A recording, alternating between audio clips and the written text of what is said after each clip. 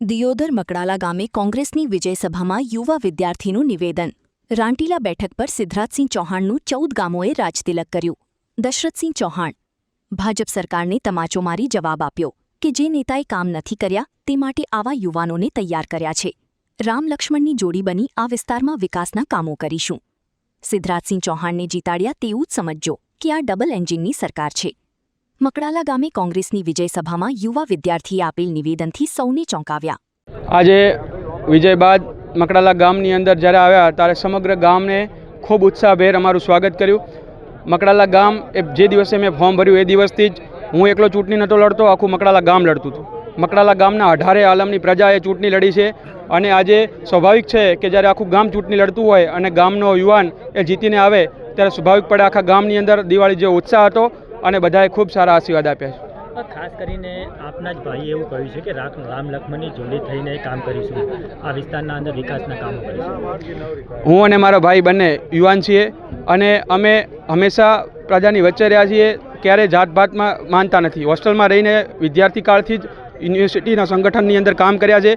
દરેક સમાજને સાથે લઈને ચાલવાની એ આવડત અમારેની અંદર છે. દરેક સમાજના યુવાનોએ ખૂબ રાત દિવસ મહેનત કરી.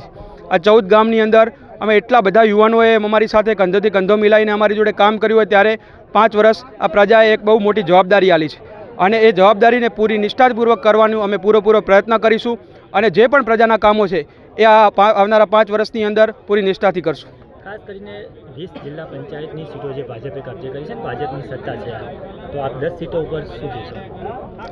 જે રિઝલ્ટ આવ્યું છે જનતા જનાદર છે. જનતાએ જે બી રિઝલ્ટ લાવ્યું એને સર આંખો પર લઈએ છીએ. અમે 10 સીટો ઉપર જિલ્લા પંચાયતની અંદર છે અમે વિપક્ષમાં બેસશું, પરંતુ સાથે સાથે એ દિયોદર તાલુકા પંચાયત પણ કોંગ્રેસની બની છે, લાખણી તાલુકા પંચાયત પણ કોંગ્રેસની બની છે. ત્યારે તાલુકા પંચાયતના કામો થ્રુ અમે પ્રજાના જે પણ કામો છે એ બી કરશું. જિલ્લા પંચાયતના સદસ્ય તરીકે દરેકને, ભાજપનો હોય કે કોંગ્રેસનો, દરેકના જિલ્લા પંચાયતના સદસ્યને સરખી ગ્રાન્ટ આવતી હોય છે. ત્યારે એ ગ્રાન્ટનો સારી રીતે ઉપયોગ કરી અને પ્રજાના કામો કરીશું. જ્યાં જ્યાં એવું લાગશે કે ભાજપ સત્તાનો દુરુપયોગ કરી અને પ્રજાને હેરાન કરે છે ત્યાં આંદોલન કરવા પડશે તો આંદોલન પણ કરશું. સડકથી સંસદ સુધી દરેક જગ્યાએ સંઘર્ષ કરશું. 6 વોટના ઉમેદવારે બહુમતીથી જીત્યા છે, શું રહેશે? 18 આલમના આશીર્વાદ હતા. મારું મોસાળ એ પાલડીની અંદર થાય છે ત્યારે અમારા સમાજના 2000 વોટ ટોટલ છે અને સમાજે મને દીકરો ગણી અને મારું સમાજે 80% અમારી સાથે હતું અને બીજા 18 આલમે પણ પોતાનો દીકરો ગણી અને અમને વોટ આપ્યા છે. એટલે કોઈ દિવસ આ બનાસકાંઠાની અંદર ગઢવી સાહેબ સાંસદ વર્ષો સુધી રહ્યા, એમનો પરિવાર, એમના પણ વોટ નહોતા. પણ આ બનાસકાંઠા અને વાવથરા જિલ્લો એ વ્યવહાર જુએ છે, વાણી જુએ છે, વર્તન જુએ છે કે વ્યક્તિ કેવો છે.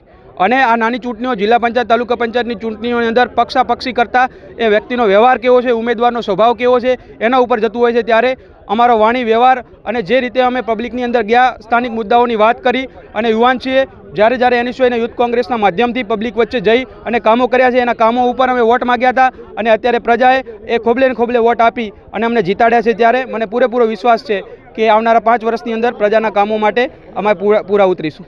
સીટ આપના ભાઈ જીત્યા છે ને, આપે રામ લક્ષ્મણની જોડી કરી છે? બિલકુલ, રામ લક્ષ્મણની જોડી એટલે કહીશ કે મારા મોટા ભાઈ જે સિદ્ધરાજસિંહ ચૌહાણ છે એમને મેં હંમેશા જેમ ભગવાન લક્ષ્મણ પોતાના મોટા ભાઈ રામને માનતા હતા એમ અમારા જે જાગીરદાર સમાજના રિવાજ અને રીત પ્રમાણે હંમેશા મેં સિદ્ધરાજસિંહને રામ સમાન જ માન્યા છે અને હું એમનો નાનો ભાઈ લક્ષ્મણ બનીને હંમેશા એમની માટે સતત, એ ચાહે સેનેટની ચૂંટણી હોય, એ ચાહે અહીંયા આગળ બનાસકાંઠા જિલ્લા યુથ કોંગ્રેસના પ્રમુખ બન્યા ત્યારની ચૂંટણી હોય કે આ તાજેતરનું જે ચૂંટણી આજે અમે જીત્યા છીએ એ ચૂંટણી આ રાંટીલા જિલ્લા પંચાયતના જે સદસ્ય સિદ્ધરાજસિંહ ચૌહાણ બન્યા એના માટે મેં મારાથી બનતી તમામ મહેનત કરી, મેં મારાથી બનતા તમામ પ્રયત્નો કર્યા. પ્રયત્નોની વાત કરીએ તો અમે સોશિયલ મીડિયા કેમ્પેન, આ સાથે જ પોસ્ટર વોર, આ સાથે જ જે આપણે સભાઓ કરવાની હતી, જ્યાં ડોર ટુ ડોર પ્રચાર પાલડી બજારમાં કરવાનો હતો, આ સાથે જ